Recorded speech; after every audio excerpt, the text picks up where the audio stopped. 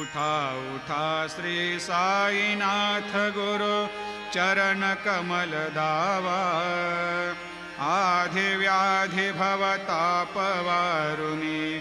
तारा जड जीवा।